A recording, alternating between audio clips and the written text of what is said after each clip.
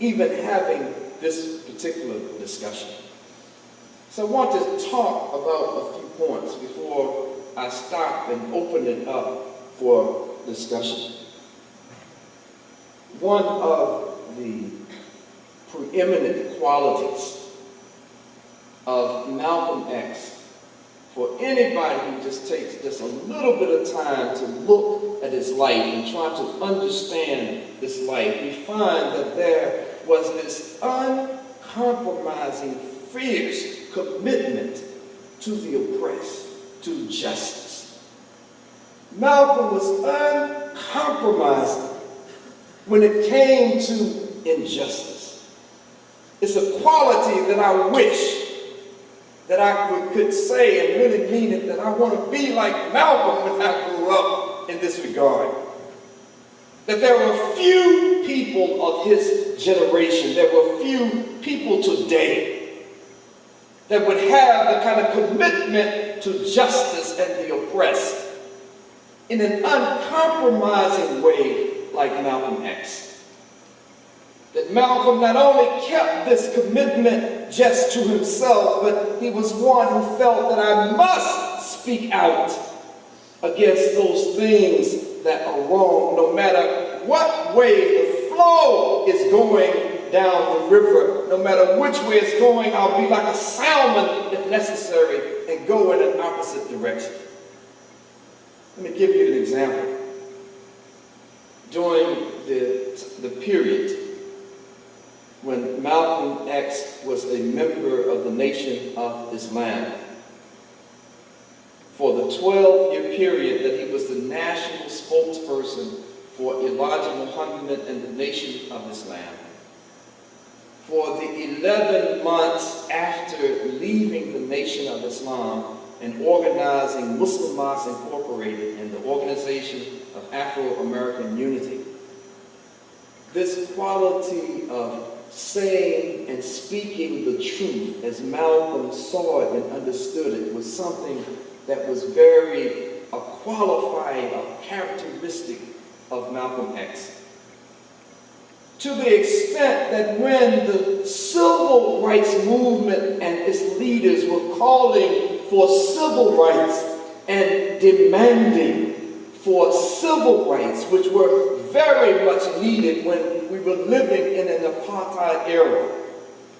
Growing up in Winston-Salem, North Carolina, I grew up as a child under a system of apartheid.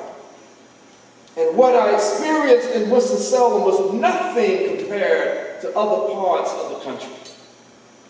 And so it made sense for the people to say that the laws that are being sanctioned by the U.S. Supreme Court and these things, these laws are unjust. They need to be changed. And people were saying that our civil rights have to be preeminent. We have to stand up for these things. But Al-Hajj Malik Shabazz, Malcolm X, was saying no.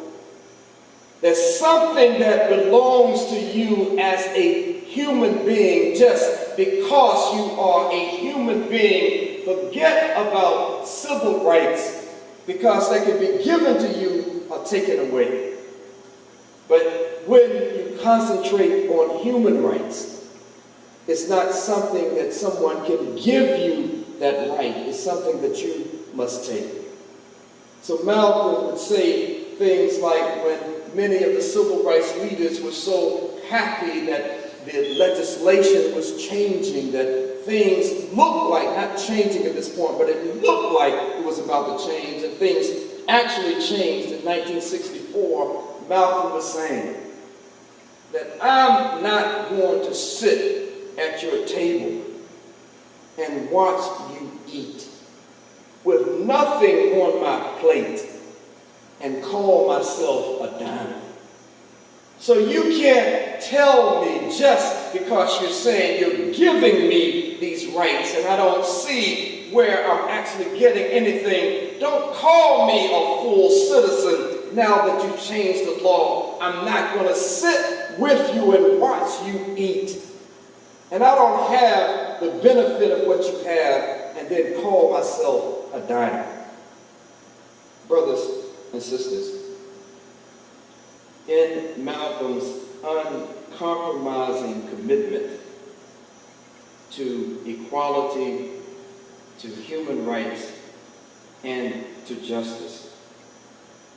You and I have an example that we can glean direction and inspiration from even today.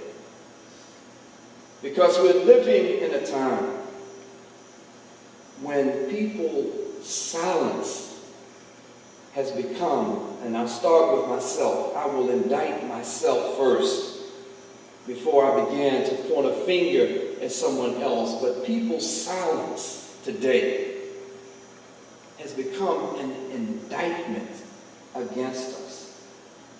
As people in this country and people around the world are being so victimized by the aggression and the militaristic aggression of this country, the kind of wanton disregard for human life that is going on, that is perpetrated by this nation, and you and I, and starting with myself, remain silent in the face of all of this.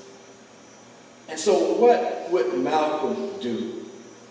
What would his example be in situations like this? Would it be to say, and I don't want to upset anyone, and I think I could probably get to this exit if anyone is so upset that you want to beat me up, but would Malcolm say that if we elect Barack Obama as president of the United States, that everything is going to be fine?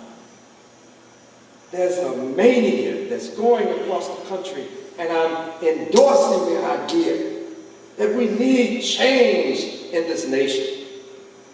But in the context of discussion about what would Malcolm, what can we get